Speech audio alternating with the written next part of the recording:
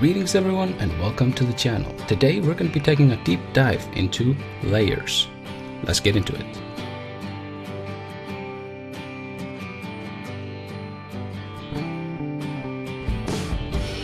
So let's start by checking out the layers panel. Now you see here I have one layer and one background layer.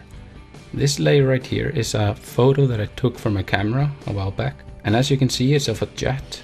I'm not sure what the model is or actually who owns this jet. I think it's the Canadian Army, but maybe some of you can correct me on that. But anyways, what I want to do with this image is I want to extract this jet and have it as a separate layer. Now there are two ways that I can do this. I can either select the image by hand by tracing the outlines of the jet by hand, and this can be very time consuming depending on the shape that you're working with. But for this image I'm going to use the automatic selection tool. So I'm going to click on the selection tool and press automatic, and I'm just going to select the middle of the image. I'm going to drag to increase the tolerance until I see the jet is fully selected. Now we can see that there are some pockets here and there which didn't get selected. For example, we see the light over here, the red one. We tap on that, now it's selected. We can also see the outlines of this pod right here. And if we tap on that, you can see it selected the background. And that's because the background is a similar color as this selection right here. So I'm going to try to select it and drag to the left, and then drag to the right to increase the tolerance back again, and we can see that it's selecting it back now. I'm going to do the same here.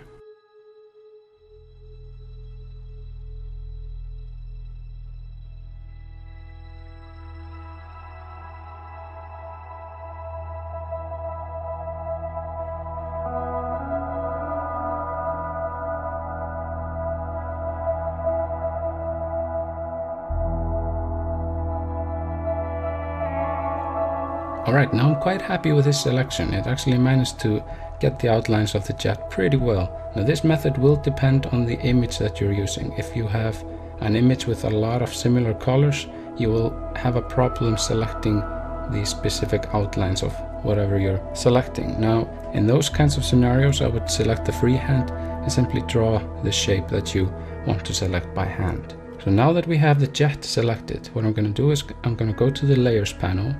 I'm going to tap on the image here.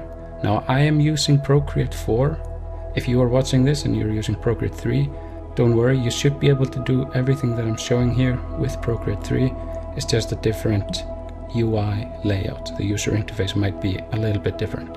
At any rate, I'm going to press copy, and this now has copied the outlines or the selection that I made from this layer. So what I do then is I tap back here on the canvas and I drag 3 fingers down, and I'm going to press paste, and there you go. Now I have a jet that lives on a separate layer from the image that it was taken from. Pretty cool. Now what can we do from here? So what I was thinking is maybe we could have like a jet formation flying over a war zone or something like that. So what I'm going to do is I'm going to import an image of a war zone. I'm going to press this little icon right here, which is going to make it go all the way to the edges. In order to get it even further, I'm going to press magnetic so it keeps the aspect ratio correct. And then I'm going to drag it a bit down, keeping it centered. And here we have the image of the war zone.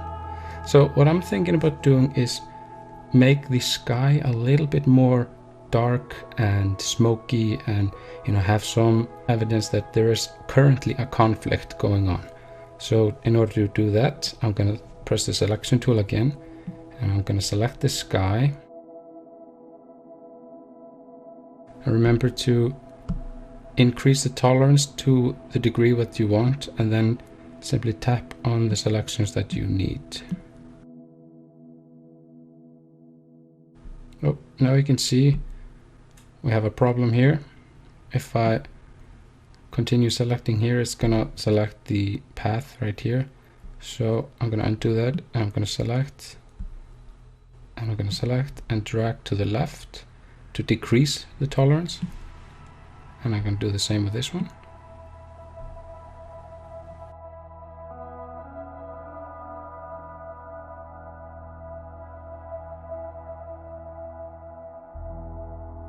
Alright, so now we have the sky selected, and what I'm going to do is going to go back to the layers panel. I'm going to do the same technique. I'm going to press copy and then go back, 3 fingers down, paste.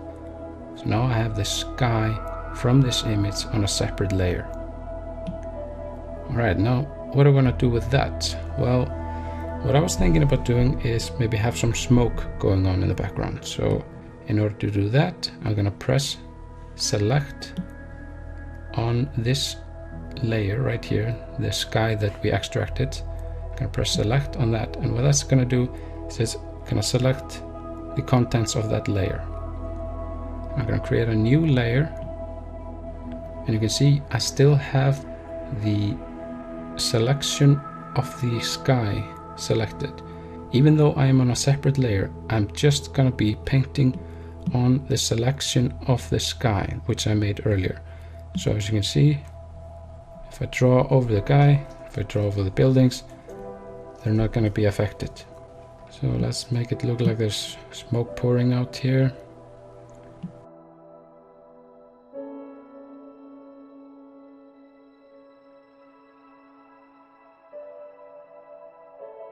Something like this. And then I'm going to create a new layer. I'm going to select a soft brush. And I'm going to paint the top part of the sky to make it a little bit darker. Give it a darker tone.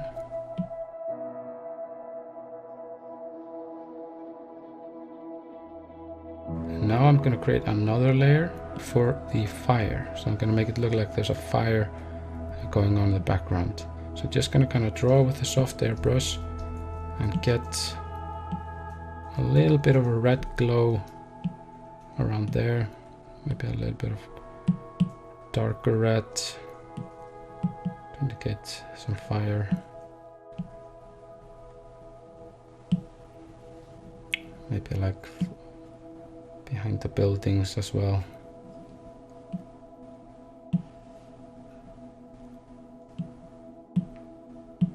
Something like this. And now I tapped out of the selection, so now I no longer have the sky selected. Now let's put the jets into the picture. And as we can see, the jets are underneath all of these layers. So they're not going to be shown because these two layers are obstructing it. So what I'm going to do is I'm going to pick it up by tapping and dragging on it. And I'm just going to drag it to the top, maybe around there or on top of there. Let's try this one out. Now before I scale it down, I want to make a copy of this, because once you scale down a layer, you lose some of that quality of the picture. So let me just give you an example. If I scale this down to this size, tap out, and then resize it, it's much more blurrier than if I hadn't do that. Maybe if I scale it to this size, you can see it really starts to lose a lot of its detail. So I'm going to make a copy by dragging to the left and pressing duplicate. I'm going to hide the previous layer just so I'm working with one layer at a time. And I'm going to position the jet somewhere around there.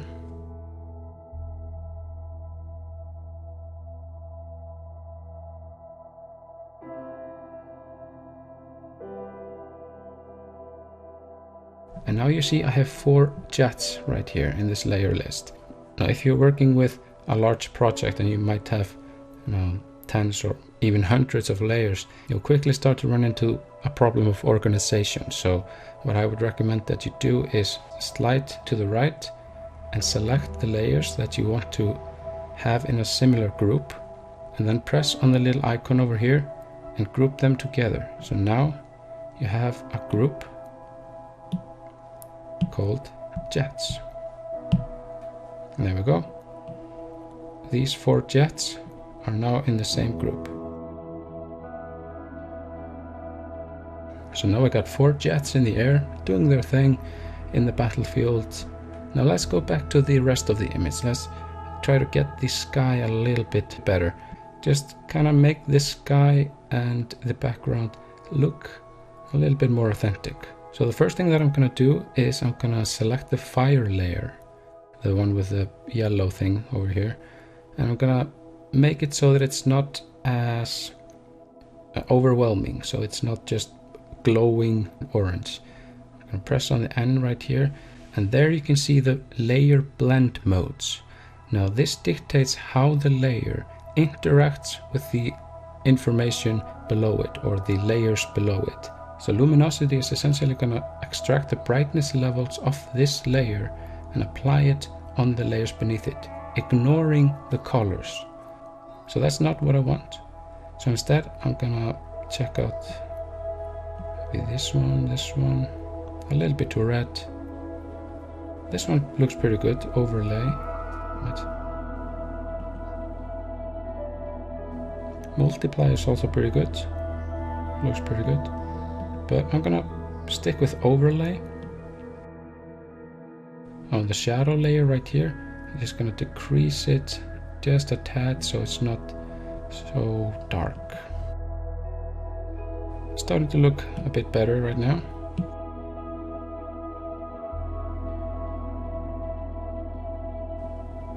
So the next thing that I'm going to do is I'm going to select the layer which is on the bottom, and I'm going to decrease the brightness of it to something like this. I'm going to put it on luminosity only. Might even go all the way down. That actually looks pretty good.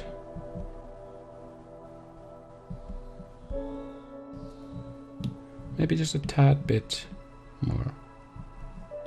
Something like this. Now you can play around with this pretty much all day, but essentially in order to get rid of the outlines over here, the outlines which are pretty much covering the entire selection, just got to be careful about selecting the things that you need. Most of the time I would recommend using the freehand because it gives you much greater control over exactly what it is that you're selecting, but for some shapes the automatic selection tool works pretty good, as for example the jets. But I'm gonna finish off this image by dropping the luminosity down on this background layer here, and we are going to call it at that. So there's so much more about the layers to cover that can fit in a single video. So I might do a separate video on for things, for example the alpha lock, masking, reference, merging, and all of that sort of stuff in a future video. But if there's something specific that you want to learn, or something specific that you want me to go over in a future video, do leave a comment down below and let me know. Aside from that, I want to thank you very much for watching. If you did happen to learn something from this video, do leave a thumbs up and let me know in the comments what you liked about the video. Anyways, thank you very much for watching, and I'll see you in the next one.